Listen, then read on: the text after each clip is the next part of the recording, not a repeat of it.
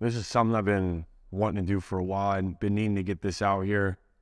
I've not made this public yet, but I think it's important that I do this. Just want to start off for the people who don't know me. My name is Ian Heinisch. I'm a UFC middleweight. I was once ranked number 9 in the world. For a lot of you who know my story, you know, I've overcome a lot in my life, especially for my age.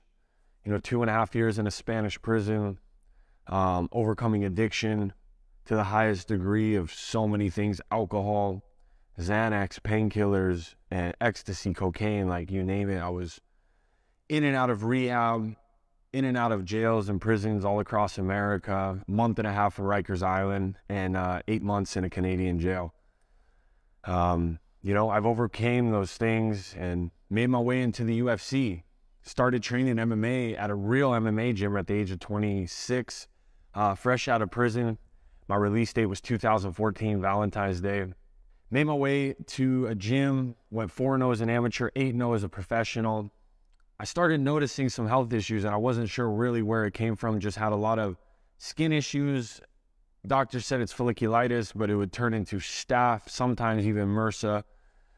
Prescribed antibiotic after antibiotic after antibiotic, and I know other fighters are going through this. I know it. And eventually, my stomach was completely wrecked. I had blood in my stool for over a year, and I went and got a colonoscopy. I woke up, the doctor said it's from stress. I had no solution, no life change, and he basically just said, do these suppositories, which didn't help at all. And, you know, by the grace of God, I met my amazing wife, who's a nurse at a functional medicine clinic. After a couple weeks of dating, I told her what was going on. When I first met Ian, I had only known him a couple weeks before he started divulging some health concerns that he had had. And after some extensive lab work, we found, extremely high liver enzymes to the point where you thought he had hepatitis from trauma to the liver. We had some high prolactin levels. His thyroid was out of control and was diagnosed with Hashimoto's disorder. He was severely anemic because of an overprescription of antibiotics that from staph from being on the mats and just being more prone to those. After you have one, it can just, as a snowball effect, one after another, and the strength of the antibiotics kept going up, which then caused bleeding and a diagnosis of ulcerative colitis, which in turn turned him severely anemic to the point of functioning. Blew my mind that he could even train, let alone on the schedule that he was already doing on top of the Hashimoto's disorder. And so at that point, we had to change everything. I had to do a lot of lifestyle changes, and I was able to put the ulcerative colitis into remission. I was able to kind of get the Hashimoto's under control for the most part, but the Hashimoto's would bring me in extreme fatigue, lethargic all the time. And, it would give me anxiety because if it would flare up before a fight, I would feel absolutely horrible. And it happened once, so it was always the anxiety. And when you have more stress, the skin stuff would break out more. Through several treatments, I was able to get a control of that. No way would I be taking a script of antibiotics ever again. I received a few concussions in my amateur mid-pro career, nothing too bad. I felt like it was pretty normal, but then I got one really bad concussion, came back way too early, felt some residual effects of that. And, I've been dealing with this. And after my last fight, after my last loss, I came back to training about a month after, took a head kick, got dropped.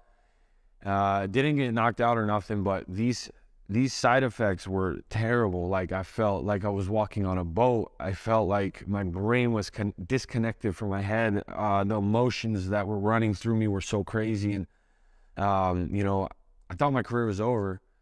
Ian and I had probably been married just a couple months before I experienced a concussion with Ian. So Ian had received it in training, and going through that, for me as a nurse and understanding how the brain works, it's involved in everything that you do. The way you think, the way you feel, the way you act, the way you make decisions, your emotional changes is all encompassed with a traumatic brain injury. And there was a certain point in his healing time where this was happening more and more, and I didn't really know how to handle it. So bringing in different resources and how to understand how the brain works and how the brain heals was a big priority for us, because we knew that this isn't something that he could continue to have over and over long term. I found this place in Mexico called Cellular Performance Institute. They said they can put stem cells in your brain stem, this procedure. I went down there, I received that, those guys took care of me. I went to McWhorter Chiropractic and Neurology in Denver. I was doing treatments through there, anywhere from Dynavision to hyperbaric chamber to gyrostem. I mean, every single thing, brain mapping, everything you could do, I was trying to do. And I would even take a week trip just to Colorado just to do treatment, 3 treatments, 2 treatments a day, just in there for 4 hours, and then come back. I would feel better. But I decided the last couple months, I went back to Colorado. I said, you know what? I'm going to train in Colorado, even though I live in Florida, because I'll be close to that treatment center.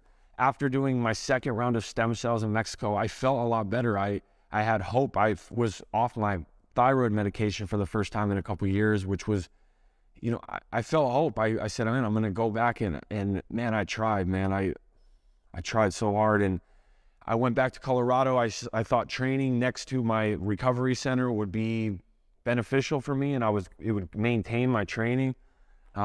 First couple weeks went really good.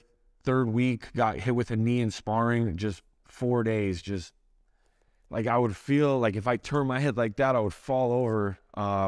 Equilibrium was off. It would mess with my emotions and just my character and everything. And so I took a step back, came back to Florida, and I said, let's go 1 more week. And I gave it 1 more shot. And my mind just has been playing tricks on me for the past year. I would feel good, and my mind, this voice would be like, why are you not training? You have to fight, blah, blah, blah. I would get back in the train. I would train hard. Bam, I get hit. I would hate fighting. I would hate my life. All I would want to feel is normal. So I went back this last time, and a couple weeks in, I was messed up again. So, I'm making the decision right now to take a step back, get out of the USADA pool, do some peptides and some other treatments, and heal. That's what I'm trying to do right now. So, it's tough, but it's been a long journey, and I got to do this right now. I can't keep making my head worse. I know I can't. I've already made it pretty bad. I just want to say, a big shout out to Mick, Sean, Dana. You gave 26-year-old, which is older than most UFC fighters, get signed, basically loser, drug addict, felon, an opportunity to change my life. So I appreciate that a lot. The UFC staff, man, I love you guys. I saw you guys in Miami last weekend, and you guys are like family. You make the UFC experience, fight week, just going to the fight, so much fun. So from the bottom of my heart, from the people to the PI, from the operations, all you guys, I love you guys so much. And then I want to give a big shout out to my management. They have stuck with me throughout this entire process, and both the managers I've had in my career have really looked out for me. I just appreciate my support system and my fans, man. I'm not closing the book on MMA. I'm not giving up, but I have to take a step back right now and heal. My family, my support system, my coaches, all the coaches that have made even a small impact or a long impact. I appreciate you guys. Teammates, you guys are awesome.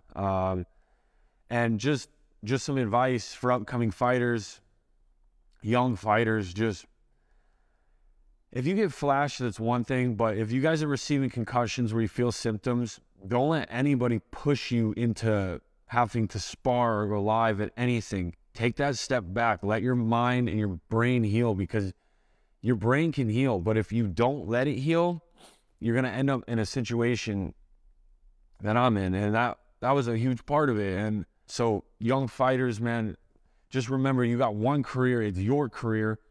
You pay coaches and management and strength and conditioning to advise you. But remember, you're the CEO of your business. You got one business. Don't leave this sport with any regret or resentment towards anyone.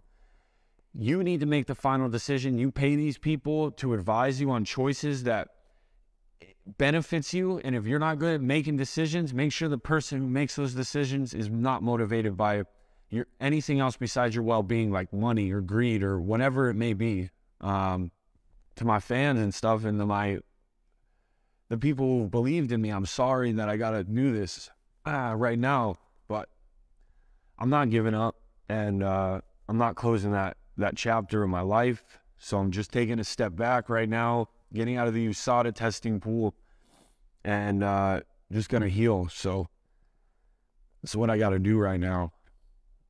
I recommend that you encourage you to find a relationship with the Creator, Jesus, and seek Him and ask Him what your purpose is and what He has for your life, and walk in that. And I feel the power of that. Nothing can stop you. And so don't let anyone tell you you can't do your dreams. So once again, I thank you guys in the UFC.